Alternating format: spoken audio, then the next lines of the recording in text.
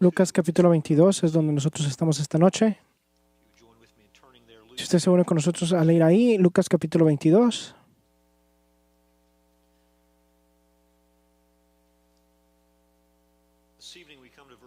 Esta noche llegamos al verso 47, vamos a leer hasta el verso 53. Lucas 22, verso 47. Mientras que todavía hablaba, vino una multitud y el que se llamaba Judas, uno de los 12, iba delante de ellos y se acercó a Jesús para besarle. Pero Jesús le dijo: Judas, ¿con un beso me entregas? ¿Con un beso entregas al Hijo del Hombre?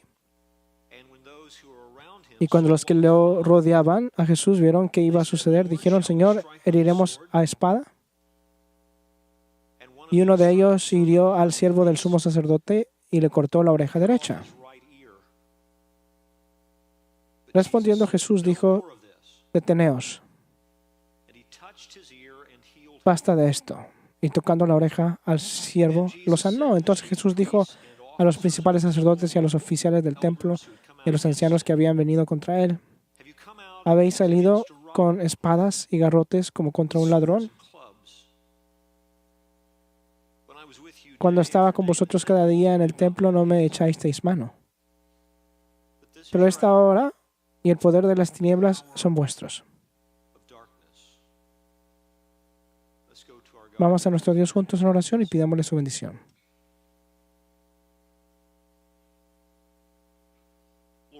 Señor, estoy tan agradecido no solamente por el hecho de que tu palabra es sin error. Estoy agradecido de que es suficiente. De que en la vida de tu iglesia la enseñanza continua de tu palabra sirve para lavarnos como con agua. No solamente sirve para limpiarnos, pero también para equiparnos y prepararnos y protegernos. Porque todo lo que enfrentamos en este mundo enfermo de pecado, hasta el día en que veamos a nuestro Salvador, el Señor Jesús, cara a cara. Así que esta noche venimos a esta hora, vengo a este púlpito y venimos a escuchar con confianza de que estás agradado de encontrarte con nosotros alrededor de tu palabra y lo usarás para el bien de tu iglesia, para el bien de tu pueblo. También oramos, Señor, de que esta noche sí hay alguien en medio de nosotros que no te conoce, que esta noche la palabra que salga resulta en un nuevo nacimiento. De que traigas a alguien a la familia de Dios, al reino de Dios en Cristo Jesús. Te amamos, Señor, te damos gracias por tu fidelidad y tu bondad hacia nosotros, tu pueblo. Nos regocijamos, descansamos y nos gloriamos en nuestra posición en Cristo. Estamos abrumados con tus bendiciones. Te adoramos en el nombre de Jesús. Amén. Una de las cosas que usted intenta en la predicación, una de las cosas que usted enseña a los hombres mientras que aprenden a predicar es que la meta de cada sermón es hacer el punto principal del sermón, el punto principal del texto, esa es la meta. Usted ve un grupo de versos y usted se hace la pregunta cuál es el punto principal de estos versos y al terminar de declarar estos versos, lo que intentamos y esperamos y oramos es que su pueblo salgan con el entendimiento de que el punto principal del texto no solamente es el punto principal del sermón, pero que es el punto principal en la mente de las personas que se van del sermón. Esta sección en la cual estamos en medio, como vimos esta mañana, Jesús estaba en agonía, derramando su corazón a su Padre en el jardín de Getsemaní. Esta noche venimos a estos versos donde leemos acerca de la traición y el arresto de Cristo. Si preguntamos cuál es el punto principal de esta sección, el punto principal es una persona. El punto principal es el Señor Jesucristo. La meta del texto, por lo tanto, la meta del sermón es de que nos vayamos y digamos qué Salvador. De que nos vayamos al haber visto la belleza, la majestad del Señor Jesucristo, entendiendo el hecho de que Él es digno de nuestro amor y Él es digno de nuestra adoración y nuestra devoción, de que nosotros de hecho creemos en Él. Esa era la meta de Juan, mientras que él hizo ver muy claro, mientras que él escribió la historia del Evangelio, de que todos los que leyeran esa historia creyeran en el Señor Jesús. Es la meta de Lucas también. Así que la meta de esta sección es de que nosotros veamos a Jesús y le amemos por lo que vemos. Esta mañana vimos a Jesús como el siervo perfecto y obediente. No mi voluntad, pero tu voluntad sea hecha, es lo que él oró. Esta mañana vimos a Jesús como un pastor fiel. Lucas encierra la historia que leímos esta mañana, el verso 39 y el verso 45, mostrándonos de que a Jesús le importaban sus discípulos. Oren de que ustedes no entren en la tentación en un tiempo en el que pudo haber estado consumido con su propia lucha. Esta sección empieza y termina con su preocupación por ellos. En los versos que leímos hace unos momentos vemos a Jesús como un buscador compasionado.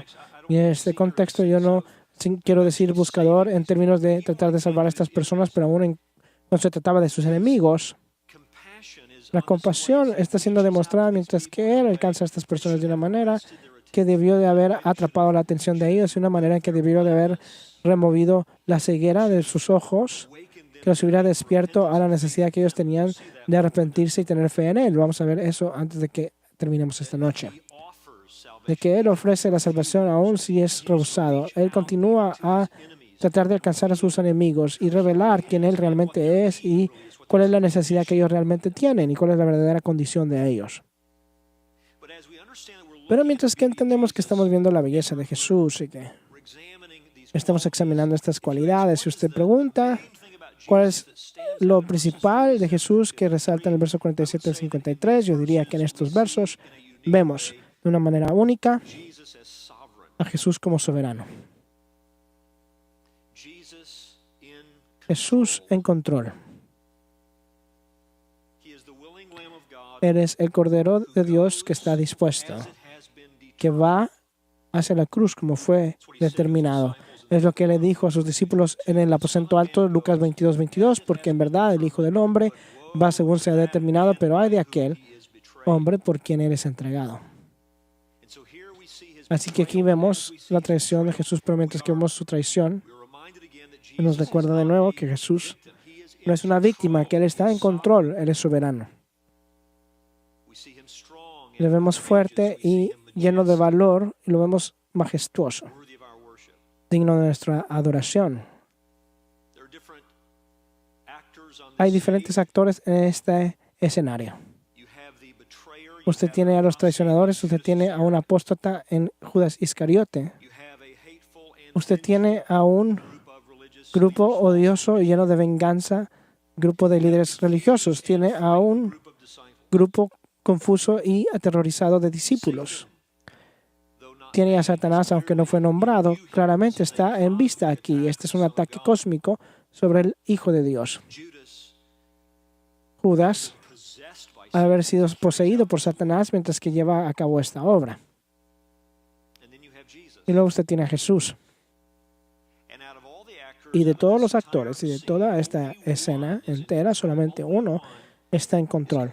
Solamente uno está completamente afinado en todo lo que está sucediendo aquí, y ese es Jesús.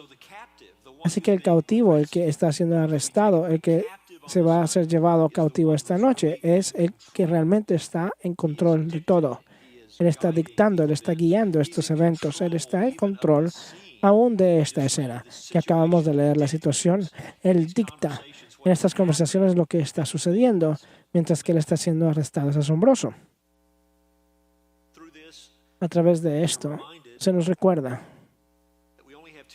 que solamente tenemos dos decisiones en este mundo como seres humanos. Podemos vivir bajo la ilusión de que controlamos nuestras propias vidas, vivir bajo la ilusión que de alguna manera nosotros somos soberanos sobre nuestras propias vidas. Y eso es una ilusión, es un sueño, no es real. O podemos reconocer en adoración al verdadero soberano. Para decirlo simplemente, vivimos ya sea como enemigos de Dios al ponernos a nosotros mismos en oposición a Dios y a su Hijo, o vivimos como discípulos de Jesucristo. Esas son las únicas dos decisiones que tenemos. El vivir como que sí, su propio soberano, como que usted su propio soberano es ser un enemigo de Dios, el doblar su rodilla al Hijo de Dios es ser un discípulo de Jesús. Esas son las dos decisiones, las dos opciones. Sus enemigos aquí tienen lo que parece para ellos ser en ese momento una victoria, pero es una ilusión, es temporal. De hecho, ellos están llevando a cabo el plan soberano de Dios, están sirviendo los propósitos soberanos de Dios. Y aparte del arrepentimiento en la fe, en el que ellos están arrestando, ellos se van a perder para siempre. Lo mismo es cierto de toda la raza humana. Vamos a nosotros a reconocer a Jesús y creer en Jesús como el Señor que salva a los pecadores. Por lo tanto, el que nos salvará a nosotros si nosotros nos vemos a nosotros mismos como realmente somos y confiamos en Él. Esta narrativa viene a nosotros en tres partes, tres movimientos. Primero que nada vemos la llegada de Judas, versos 47 y 48. Luego vemos el error de los discípulos, verso 49 hasta el verso 51, y luego vemos la confrontación de los enemigos de Cristo, mientras que Él confronta a sus enemigos, con lo que realmente son sus motivos, lo que realmente está sucediendo. En términos de sus motivos y sus pensamientos, versos 52 y 53. Así que la llegada de Judas, el error de los discípulos de Cristo, y luego la confrontación de los enemigos de Cristo. La primera cosa es Judas llegando a la escena, verso 47, mientras todavía estaba él hablando. He aquí llegó una multitud, y el que se llamaba Judas, uno de los 12, iba delante de ellos y se acercó a Jesús para besarle. Pero Jesús le dijo: Judas, ¿con un beso entregas al Hijo del Hombre? Varias cosas que quiero que nos demos cuenta juntos aquí. Dese cuenta el tiempo de su llegada, Lucas no tuvo que escribirlo de esta manera, pero lo hizo y me hace poner atención cuando él empieza con estas palabras. El verso 47 dice: mientras todavía estaba él hablando, mientras que estas palabras estaban saliendo de los labios de Jesús. ¿Qué palabras? Verso 46, que les está diciendo a sus discípulos: levantaos y orad para que no entréis en tentación. Y mientras que él todavía está hablando, Judas con esta multitud llegaron.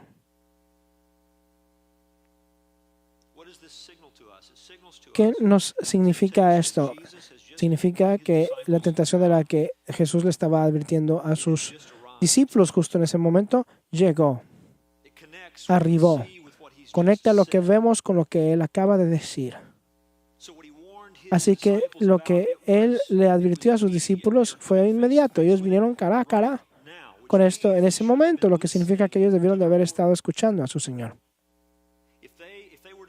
Si ellos iban a estar preparados para lo que iban a pasar, si ellos tenían que estar preparados para lo que ellos iban a enfrentar en ese momento, ellos debieron de haber escuchado a Jesús, se debieron de haber preparado al orar. Pero en vez de eso, ellos estaban durmiendo. Y eso sirve como una lección continua para la iglesia. A través de las épocas, mientras que leemos esta historia y reflejamos en esta historia, sirve como una lección continua para nosotros. Hay dos maneras en que uno puede ser especialmente vulnerable cuando se trata de las tentaciones. Y hemos visto estas dos maneras, estas dos formas en los discípulos. Una es ser lleno con autoconfianza. Eso lleva a falta de oración. Déjeme retroceder y decir esto. ¿Lucha usted con una falta de oración?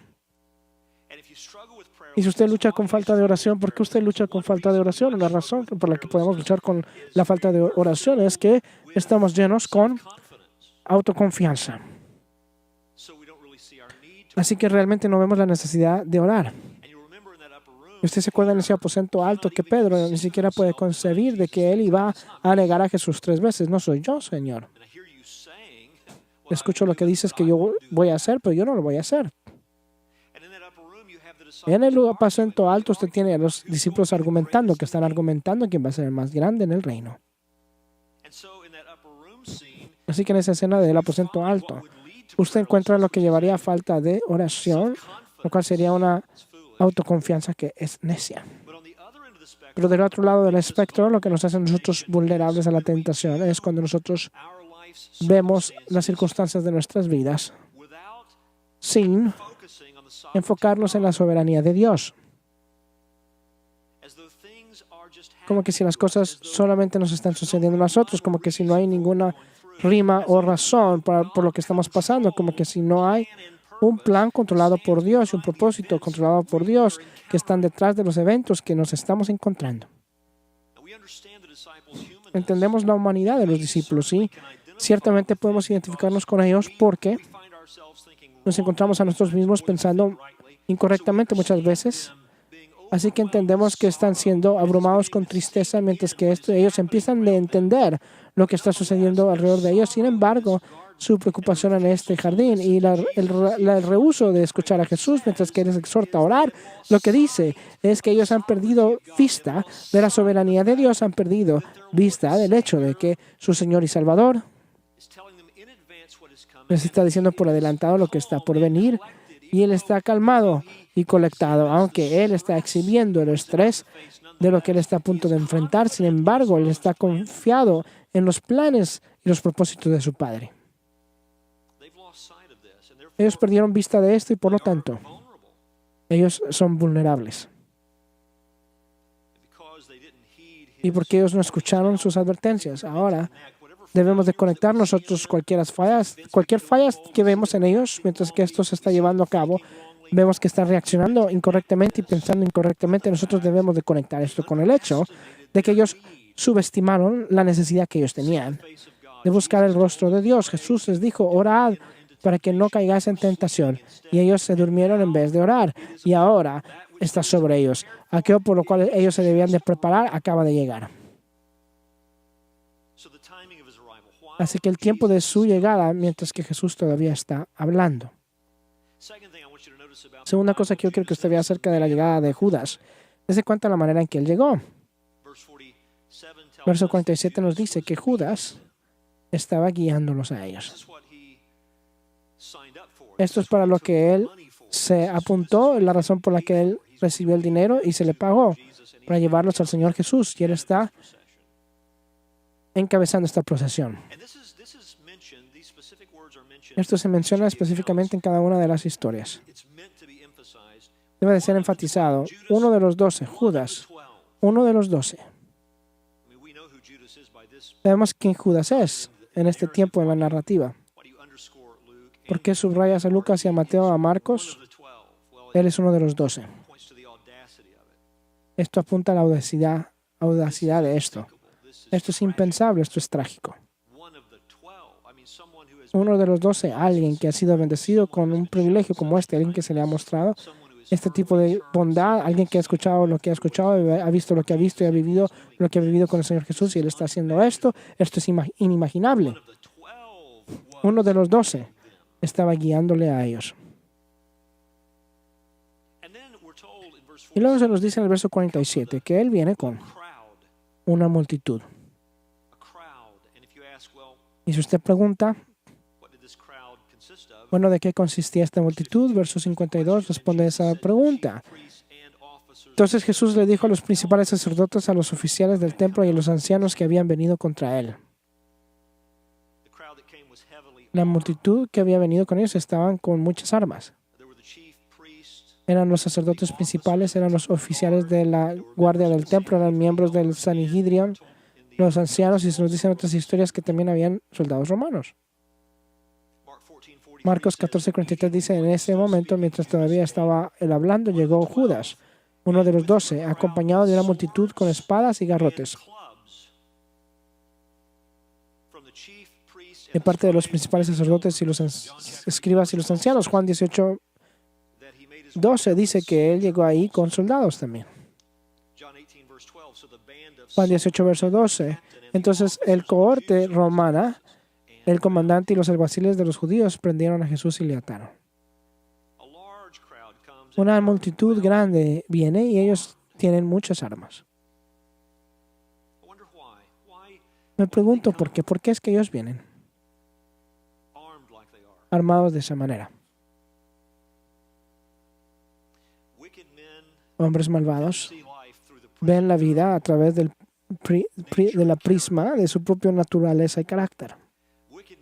Los hombres malvados piensan que todos piensan como ellos piensan y operan como ellos operan. Así que el resultado es que yo estoy seguro de que Judas y estos líderes religiosos falsos pensaron de que ellos pudieran enfrentarse a una guerra en este jardín, que ellos podrían enfrentarse a una verdadera resistencia, porque después de todo, así es como ellos iban a pensar, así es como ellos hubieran respondido. Así que ellos imaginan que así es como Cristo va a responder. Así que vienen armados para la batalla, solo para encontrarse de que Él no va a luchar. Bueno, sus hombres están listos para pelear, pero Jesús no lo va a permitir. Jesús no va a luchar contra esto, sino que Él está escogiendo esto. Son responsables, pero ellos están llevando a cabo lo que ha sido determinado. Ellos son responsables, pero sin embargo, el Hijo de Dios, el Cordero de Dios, escogen esto. Se imaginan una lucha, pero no hay lucha. Hay una señal que Judas había preparado por adelantado. Él iba a adelantar a Jesús al darle un beso, al saludarlo. Verso 47. Judas, uno de los 12, los estaba guiando. Él se acercó a Jesús para darle un beso. Apunta a la condición callosa que caracterizaba a Judas. Primero que nada, escoger esta señal. Así es como ustedes van a saber quién es Jesús. Yo voy a besarle. Escoger eso como la señal es cruel y odioso, pero ser capaz de llevarlo a cabo. Yo creo que cuando usted compara todas las historias de esto, la imagen es de que Jesús le hizo la pregunta que leemos aquí antes de que Jesús le besara. Y aún así, Judas le besó de todos modos. Lo abrazó entusiásticamente. Se llevó a cabo esta señal. Es increíble. Una señal de amor y de amistad y lealtad. Es la señal que él usó para traicionar. Es la señal que él escogió y llevó a cabo. Es increíble. William Hendrickson dijo esto: tan vergonzoso y lleno de náuseas se volvió. Un traidor, uno que por la miserable suma de 30 piezas de plata estaba entregando al enemigo el benefactor más grande que haya caminado sobre esta tierra. El mediador, las dos cosas, hombre y Dios, Jesucristo. Así que Judas guía a una multitud con muchas armas. Él hace esta señal infame. Él va a besar a Jesús. ¿Qué hace Jesús? Él responde de una manera que habla acerca de su soberanía, que habla acerca de su conocimiento de Judas, de su conocimiento de la situación. Verso 48, pero Jesús le dijo: Judas, ¿con un beso entregas al Hijo del Hombre?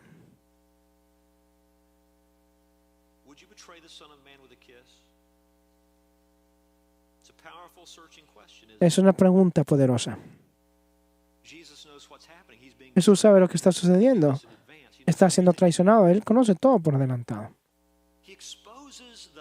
Él expone la naturaleza hipócrita de Judas. ¿Con un beso? ¿Vas a traicionar al Hijo del Hombre con un beso?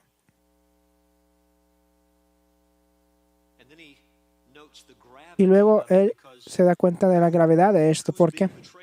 ¿Quién está siendo traicionado aquí? El Hijo del Hombre. El Mesías, el Hijo del Hombre, quien es el Hijo de Dios, a este es a quien tú traicionas, Judas, con un beso.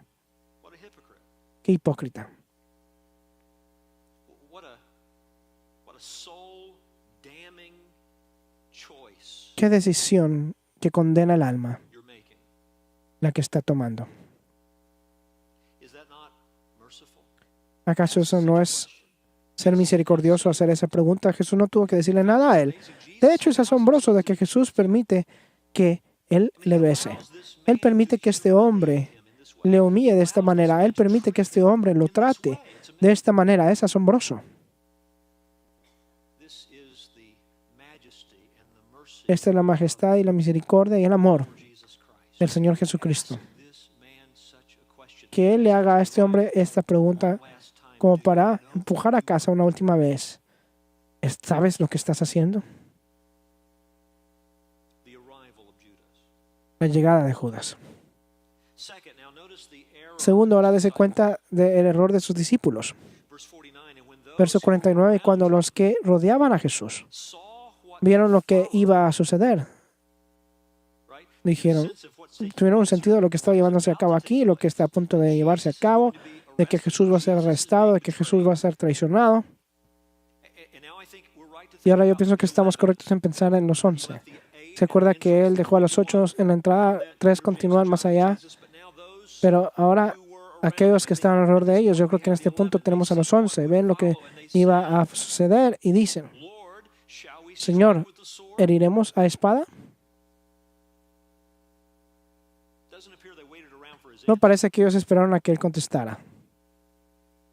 They asked the question, but they Hicieron la weren't pregunta, pero determined ellos ya habían determinado what they're going to do. Verse lo que iban a 50, hacer. Verso one of them, 50, y uno de ellos hirió al siervo. from John's account, Y sabemos de la historia de Lucas que este es Pedro. struck the servant of the high priest and cut off his right. Y uno de ellos hirió al siervo del sumo sacerdote y le cortó la oreja derecha. We know from John also that Sabemos de Juan también the name of this que el nombre de este esclavo era Malcas. in fact, John fills De hecho, in Juan llena information. algunas informaciones para nosotros. Escucha la historia de Juan, Juan 18, verso 3. Entonces Judas, tomando a la cohorte romana y a varios alguaciles de los principales sacerdotes de los fariseos, Judas hizo un esfuerzo aquí. He procures a band of soldiers. Él He procures consiguió a los soldados y a los oficiales y a los alguaciles. went there with lanterns. Fueron allá con linternas, antorchas y armas. Then Jesús, pues, sabiendo todo lo que knowing all le iba a sobrevenir, salió y les dijo, forward and said to them, whom do you seek? ¿a quién buscáis? They answered him, Ellos le respondieron a Jesús el Nazareno. Jesus said Él to dijo, them, yo soy. I am he. Judas Y Judas, el que le entregaba, estaba con ellos. when Jesus said to Y them, cuando Él les dijo, yo soy, retrocedieron y cayeron a la tierra. so he asked them again, Jesús entonces volvió a preguntarles, ¿a quién buscáis? and they said, Y ellos Jesus. dijeron a Jesús el Nazareno. Jesus answered, Jesús I told respondió, you that I am he. os he dicho que yo soy. So if Por you tanto, seek si me me, buscáis a mí, these, dejad ir a estos. this was to Para que se fulfill the cumpliera la word palabra que había dicho, de los que me diste, no perdí ninguno. Then Simon Entonces Simón Pedro, sword, que tenía una espada, la sacó e hirió al siervo del sumo sacerdote y le cortó la oreja derecha. the servant's name. El siervo se llamaba Malco. So Jesús entonces dijo a Pedro, mete la espada en la vaina. shall La I copa not que el Padre me ha dado, ¿acaso no la he de beber? the Father has given me? So the band of Entonces la cohorte romana, el comandante y los alguaciles de los judíos prendieron a Jesús y le ataron. and bound him. Christ corrects his Cristo corrige a sus discípulos. Es obvio de que ellos malentendieron sus instrucciones acerca de las espadas. as they're ready to defend him and to defend Mientras que ellos están listos para defenderlo a él y defenderse a sí mismo, said no more of this. el verso 51 de nuestro texto dice, respondiendo Jesús dijo, deteneos, basta de esto. Stop this. And then he does something that only Luke tells Y hace algo que solo Lucas nos dice. this event. Only Luke notes this. Solo Lucas habla de esto y dice, y tocó la oreja al siervo y lo sanó. Malchus, this slave, is Marcos, este esclavo, su oído derecho ha sido cortado. hanging on by a thread. A lo mejor está colgado, no sé. Pero yo sé que Jesús lo toca y lo sana. Ahí en ese momento. Sana a un enemigo, sana a un hombre que no pide ser sanado, sana a un hombre que hasta este punto por lo menos no ha dado evidencia de tener ninguna fe en Jesús, lo sana. Es asombroso, ¿no es cierto? Es asombroso. La ceguera de los pecadores. Es nuestra ceguera, amigos. Antes de que el Señor nos salvara, esta era nuestra ceguera. Y ahí en esa escena, Jesús pudo haberlos echado a todos al piso con su palabra. Algunos han pensado, bueno, lo que él dijo, yo soy él. Se estaban burlando de él al tirarse de que... Yo no creo que sus palabras tenían tanto poder que ellos literalmente se cayeron. No es más difícil creer eso que creer que él sanó el oído de ese hombre en ese momento, y sería una ceguera anormal de ser votados por sus palabras y ser testigos de una sanidad y continuar con el arresto como que si no hubieran visto nada de eso. ¿Cómo arresta usted a un hombre que es por ser un impostor? Eso es lo que ellos creían. Lo que ellos creían de que él era un impostor, de que realmente no era el Mesías. Y mientras que usted va a arrestarlo, usted está siendo votado por sus palabras y él sana a un hombre justo ahí delante de sus ojos, en su presencia. ¿Cómo continúa con el arresto como que si no hubiera visto nada de eso? ¿Sabe cómo se llama? Se llama la ceguera de los pecadores perdidos. Alejémonos del pensamiento de que los hombres pueden ser convertidos por algún poder de razón que se explica por ellos. Usted puede poner el Evangelio delante de las personas 24 horas al día, 7 días a la semana, de la manera más convincente que usted se pueda imaginar, pero si el Señor no abre el corazón de ellos y hace brillar la luz de Él en la alma de ellos, ellos permanecen siendo ciegos. Los hombres ciegos no pueden otorgarse a sí mismos vista. Los hombres muertos no pueden levantarse a sí mismos de la tumba. Con eso, con lo que usted está tratando, si usted está predicando el Evangelio con pecadores muertos y ciegos, estas personas ven cosas asombrosas y continúan el arresto como que si ellos no hubieran visto nada. Así que, como cuando Lázaro fue levantado de entre los muertos, algunos creyeron y otros dijeron, si dejamos que continúe así, todos van a creer en él y nos van a quitar nuestro lugar. Tenemos que matarlo. Eso no tiene sentido, ¿cierto? El pecado no tiene sentido. Es una ceguera demoníaca en la cual las personas están siendo atrapadas en su estado perdido. Así que vemos la llegada de Judas, llegamos al error de los discípulos y Cristo corrige ese error. Basta, dice, y él sana a este hombre que ha sido afectado por la espada de Pedro. El tercer movimiento en la narrativa dice cuenta ahora de que Jesús le habla a aquellos que han venido a arrestarlo. Él le habla a aquellos que se han hecho a sí mismos su enemigo, verso 52. Entonces Jesús dijo a los principales sacerdotes y a los oficiales del templo y a los ancianos que habían venido contra él: ¿habéis salido con espadas y garrotes como contra un ladrón?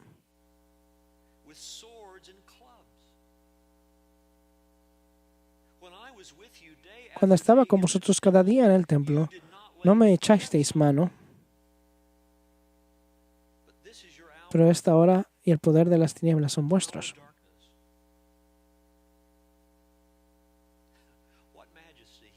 Qué majestad él ve a esta multitud bien armada, esta pequeña armada, que ha venido a arrestarle. Y él le ve a ellos con este control majestuoso y esta calma, y les dice: ¿por qué vinieron a buscarme de esta manera?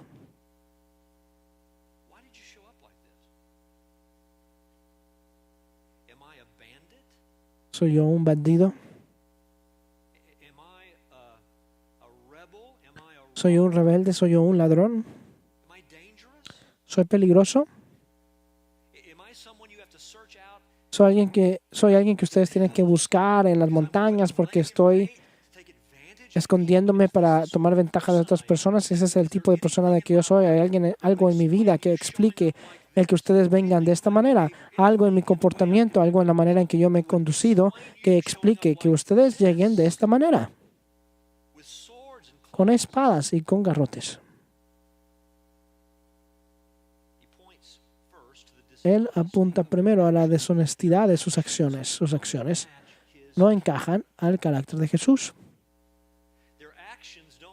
Sus acciones no encajan al testimonio de Jesús. Sus acciones no encajan a la persona de Jesús. Como dije antes, yo creo que ellos están viendo esta situación a través de las lentes de su propio carácter. Así es como nosotros reaccionaríamos. Así es como nosotros nos vamos a preparar para que ellos reaccionen de esa manera. Pero él no se detiene ahí, verso 53, cuando estaba con vosotros. Cada día en el templo. No me echasteis mano. No solamente a la deshonestidad de sus acciones, pero a la deshonestidad de su falta de acción. ¿Por qué van a venir de esta manera? Con su pequeña armada. En la noche. Buscándome.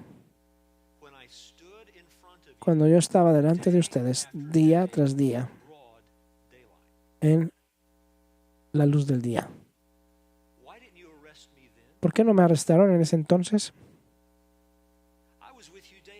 Yo estaba con ustedes día tras día en el templo. Ustedes no pusieron manos sobre mí. ¿Por qué no me arrestaron entonces? ¿Qué sabiduría?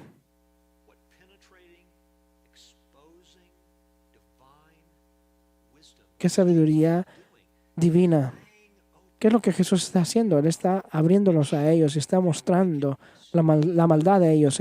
Él sabe por qué ellos no lo hicieron en la luz del día. Ellos saben por qué no lo hicieron a la luz del día. La Biblia nos dice por qué ellos no hicieron esto a la luz del día. Es porque ellos temían al pueblo. Temían a las multitudes. Porque ellos pensaron de que Jesús era un profeta. ¿Por qué de noche? Porque de esta manera sus acciones encajan con lo que ustedes han visto en mí. ¿Por qué no a la luz del día cuando yo estuve con ustedes todos los días? ¿Por qué? Ustedes son deshonestos. Ustedes le temían a las multitudes. Así que él identifica la deshonestidad de sus acciones, él identifica la deshonestidad de su inacción, pero él hace algo más, él identifica la oscuridad de sus acciones. La oscuridad que está detrás de sus acciones, la oscuridad que informa y alimenta y le da poder a sus acciones. Él dice,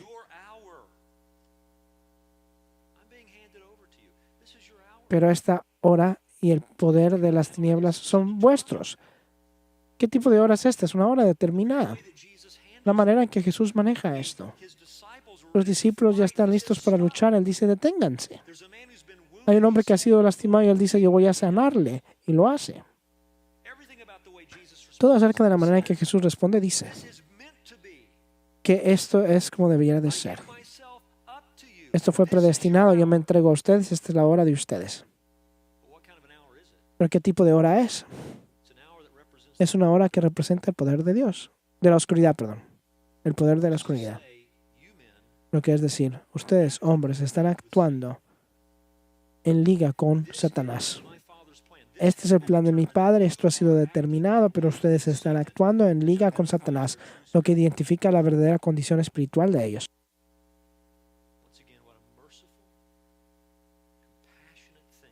Es una cosa llena de misericordia y de compasión. No sé si usted piensa acerca de esto de esta manera, pero piensa acerca de esto cuando el Señor nos muestra o le muestra a usted su pecado y la necesidad que usted tiene de arrepentirse. Y la necesidad que usted tiene de la fe. ¿Reconoce usted que esa es una misericordia? No es amor, no es gracia, no es misericordia al dejar a alguien en su pecado y pretender como que si su condición no es lo que es. Es amor, gracia y misericordia al identificar la condición espiritual de alguien y llamarlos a reconocerlo, con la esperanza de que ellos se aparten de ello y se arrepientan y sean salvos. Él enfrente a aquellos que vinieron en contra de él y les enseña. Les habla a ellos, los expone. Así que aquí está la escena. Judas siente que él está en control. Él hizo su trato, él recibió su dinero, él tiene que cumplir su acuerdo de su contrato. Así que, ¿qué está haciendo? Él está guiando el camino. En su mente, él está en control. Los líderes religiosos y su multitud, ellos sentían de que ellos estaban en control. Porque en sus mentes Judas es el peón de ellos. Él está haciendo la voluntad de ellos.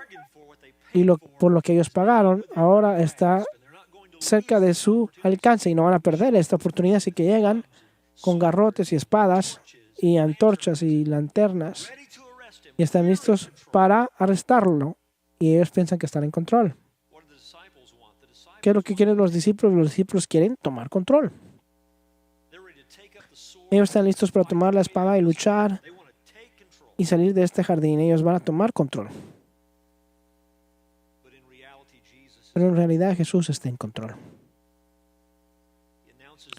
Él anuncia que ellos iban a llegar antes de que aparecieran. Él le habla a Judas de una manera que dice que no solamente él estaba esperando que llegara, sino que él entendió completamente lo que estaba haciendo. Vas a traicionar al Hijo del Hombre con un beso. Él le habla a sus enemigos de tal modo de que él identifica los motivos de ellos y la condición espiritual de ellos. ¿Por qué vienen de esta manera? ¿Por qué no me arrestaron durante el día? Esta es la hora y el poder de las tinieblas está con vosotros. Jesús demuestra su verdadera naturaleza, qué tan falsas son las acusaciones de ellos, mientras que él sana a un enemigo en ese momento. ¿Un hombre peligroso o un salvador? ¿Un hombre peligroso o el hombre perfecto? Él sana a su enemigo ahí en ese momento, un hombre que no pidió ser sano, que no tiene ninguna fe. Pero Jesús muestra la bondad de Dios. ¿Quién está en control? Y lo que ellos no entienden. Pero lo que nosotros debemos de entender es que su destino eterno depende de la relación que usted tiene con este hombre. La pregunta para usted y la pregunta para todos los seres humanos: ¿voy yo a vivir mi vida bajo la ilusión de que yo soy mi propio soberano o de que no hay soberano y perecer para siempre? ¿O yo con amor y fe, y una fe sometida, sumisa, creyendo en este como Señor y Salvador, voy a rendir mi vida al único que es soberano y vivir mi vida como su esclavo, donde la esclavitud es libertad. La esclavitud es vida, perdón y comunión, gozo, vida eterna, propósito eterno, significado eterno. Voy a venir yo a Jesús como el Señor que está lleno de amor, quien salva a pecadores como yo. ¿Cuál es el punto principal del texto? El punto principal es Jesús. ¿Y qué vemos de Jesús? Vemos que Él es soberano.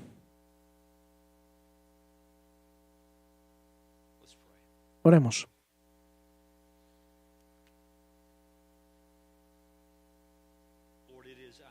Señor, es nuestro gozo ver la hermosura de nuestro Salvador. Ha sido nuestro gozo el día de hoy el ver la obediencia perfecta de nuestro Salvador. Ver el amor de pastoreo de nuestro Salvador. Y en estos versos ver la majestad soberana de nuestro Salvador.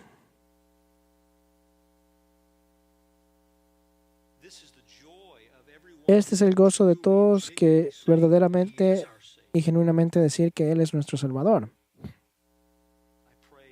Yo oro por nosotros, yo oro por mis hermanos y hermanas y por mí mismo, que nosotros nos deleitemos en el Hijo de Dios que nos que conozcamos el gozo y la satisfacción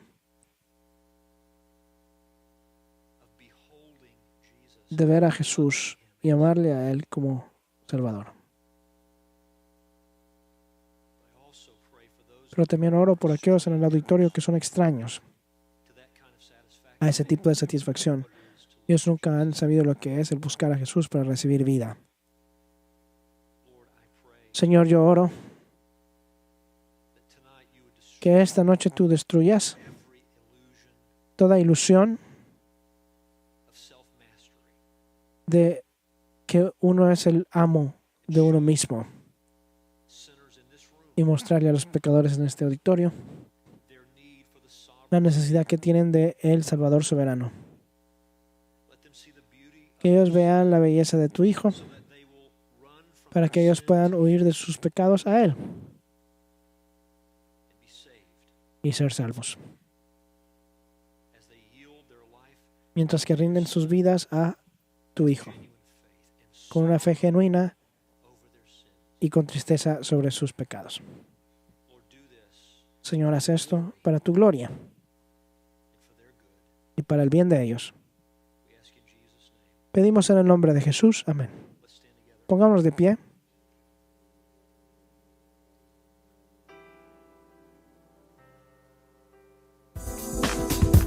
Ahora es muy fácil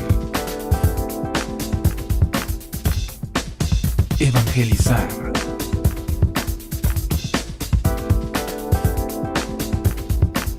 Comparte esta prédica en